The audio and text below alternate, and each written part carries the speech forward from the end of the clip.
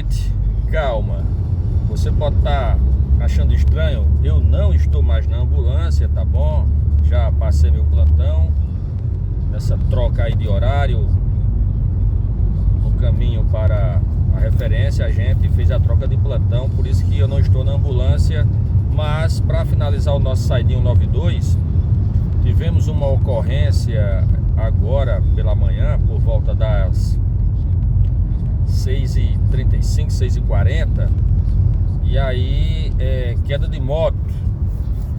Um casal, não é? Acidentaram-se e a esposa era a que apresentava uma queixa maior. Em primeiro ponto, uma crise de ansiedade gigantesca no local da ocorrência, ainda ao solo, fazendo uma rigidez tamanha, uma respiração ofegante, o lado emocional totalmente comprometido devido às circunstâncias. Toda e qualquer pessoa pode passar por isso, sim ou não? Sim, claro. Mas aí é necessário usar um pouco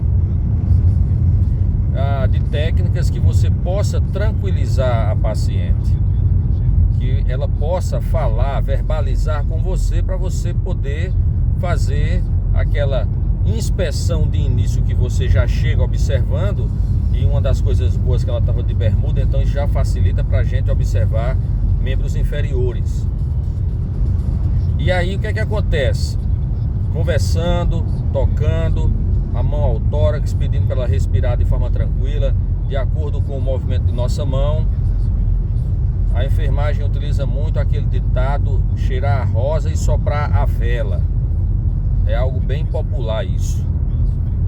E aí nós conseguimos um pouco de tranquilidade para começarmos a abordar de fato a busca de traumas. O cliente negava algias cervical, torácica, lombar e pélvica. Ok.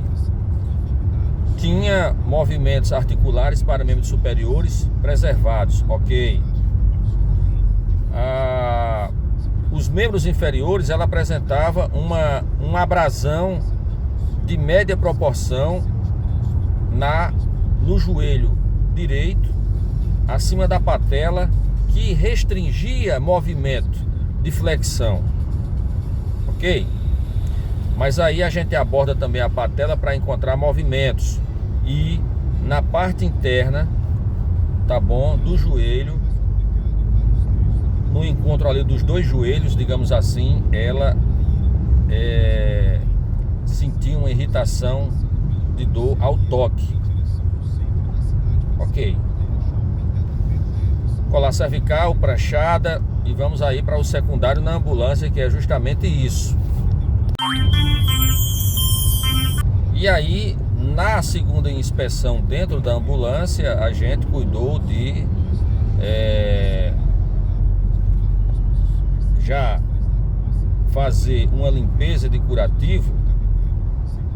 E para manter a preservação de movimento, principalmente quando está dentro da ambulância, trepida bastante, a gente optou por fazer uma imobilização ali, mas não aquela imobilização com aquelas talas GG que vem lá da região do fêmur para a perna, para o pé. Não, de forma alguma. Uma tala mediana nós utilizamos ali entre a região mediana da coxa e a região mediana da perna, mantendo ali o joelho sem movimento, principalmente quando fosse no trajeto, enquanto você não chega numa via asfáltica, mas no calçamento e em regiões que é muito acidentado a área. Isso é muito ruim para o cliente, e nessas situações eles podem apresentar ânsia de vômito ou até mesmo vômito, tá bom? Se você tem um cliente que está nessas condições, querendo vomitar, nauseando constantemente, oferta um O2 para ele, que vai brandar bastante. Se não houver restrições para elevação do decúbito em maca, você pode até levar, não tem problema. A cliente dizia também que tinha problema pressórico para oscilações, e no momento lá ela apresentava uma pressão de, se não me falha a memória, 160 por 90 milímetros de mercúrio.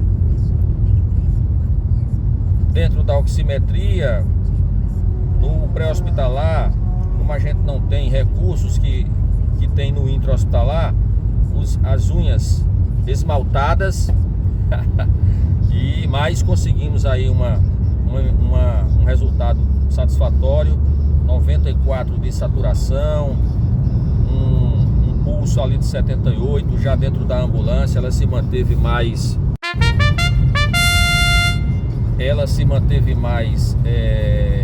acalentada, a crise emocional se dissipando gradualmente. Estávamos só eu, nosso condutor e a vítima. Depois, quando chamamos a filha para o interior da ambulância, ela quis novamente entrar naquele pânico, e aí em conversa novamente, a filha também acalentou e tudo se resolveu. Instalamos ali um dispositivo venoso de número 20, um Gelco 20, e eu quero ressaltar muito essa questão de Gelco no pré-hospitalar.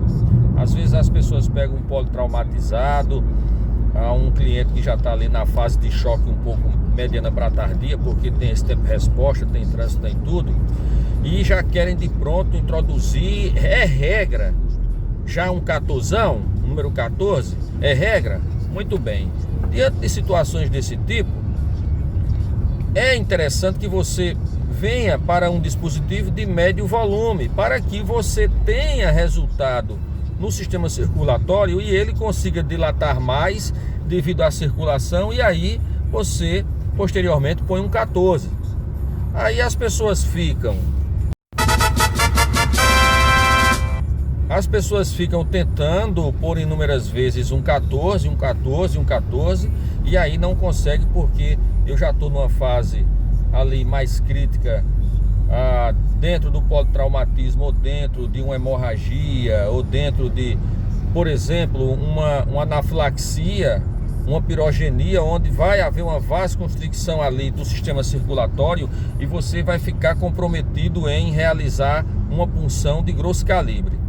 Uma outra coisa que eu quero chamar a atenção é em jugulares externas.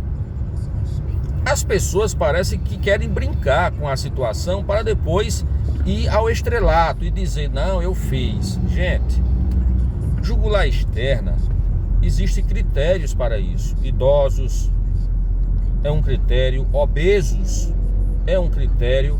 Idosos, como assim?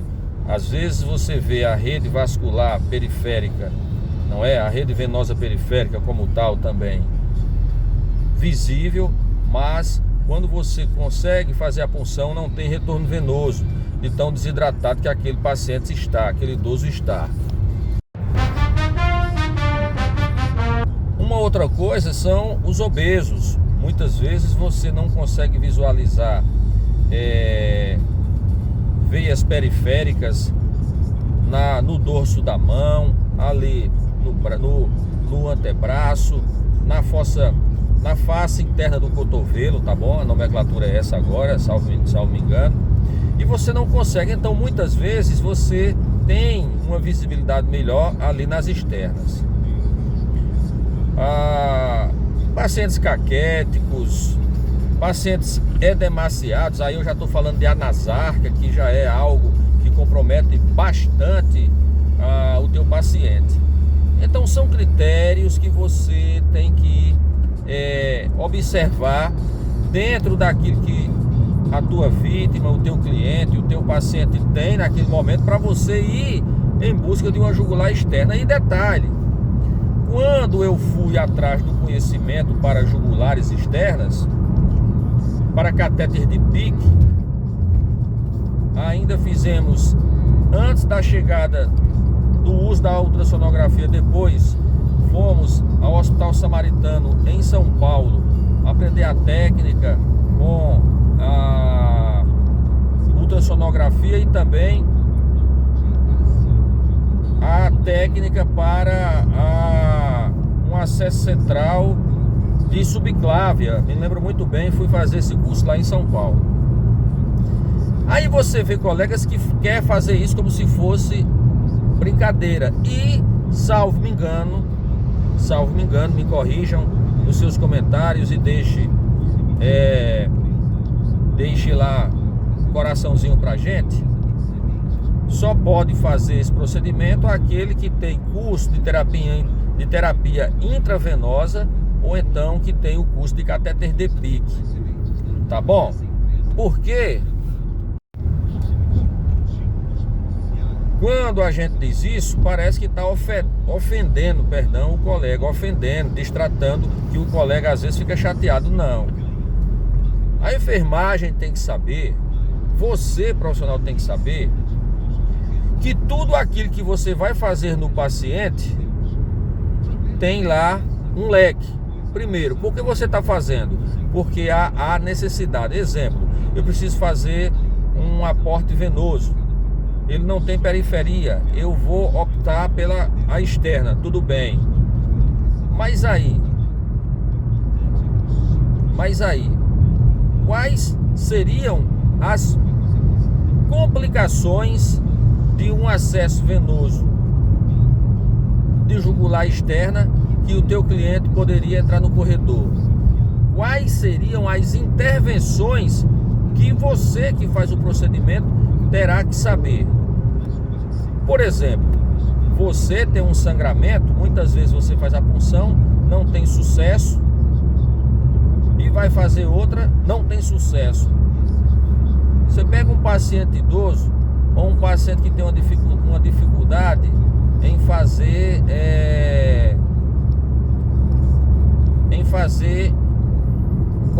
coagulação, a fazer com que haja um tamponamento ali na região da perfuração, tá bom? E ali haja esse tamponamento pelas hemácias e para o sangramento. Beleza. Me corrija se eu estou errado, se são pelas hemácias, tá bom? As plaquetas. Perdão. E aí o que é que acontece com isso? Esse acúmulo de sangue que vai... Esse acúmulo de sangue que vem se acumulando, o que é que pode acontecer? Se o cliente começa a fazer tosse seca, o que é que pode estar acontecendo? Não é? Se a região começa a ficar, aumenta de volume na região, o que é que está acontecendo? Se eu começo a ter mais partes moles na região, o que é que está acontecendo? Se o teu cliente começa a ter uma restrição de movimento, o que é que está acontecendo? E aí, de posse, digamos, de um raio-x, o que você poderia identificar? Mas você está falando coisas, Adriano, que é já de um cateto central. Calma.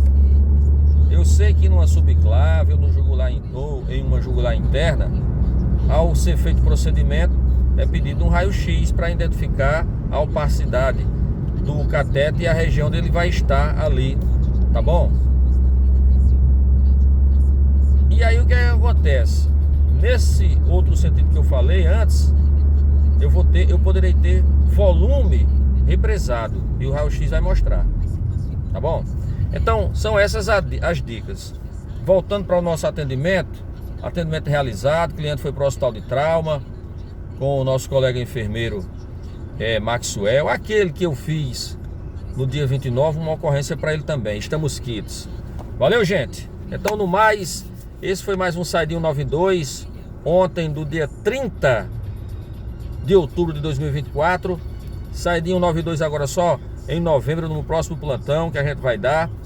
Fique esperto, fica ligado, assiste, deixa teu comentário, compartilha, dá um coraçãozinho pra gente lá, que é muito bom isso, tá bom? E é bom sempre estar com você, bom compartilhar com você esses momentos.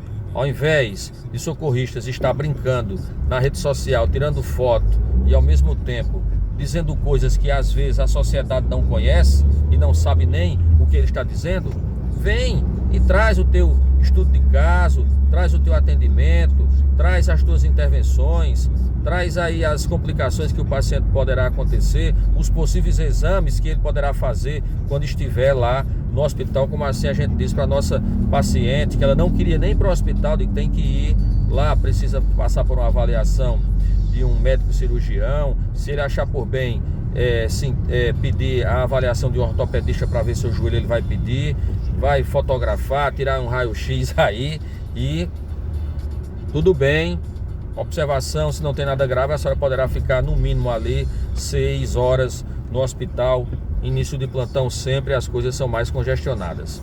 Valeu, fique com Deus, indo para casa para o terceiro tempo, tomar banho, tomar café e assistir aula. Tchau, gente, fique com Deus.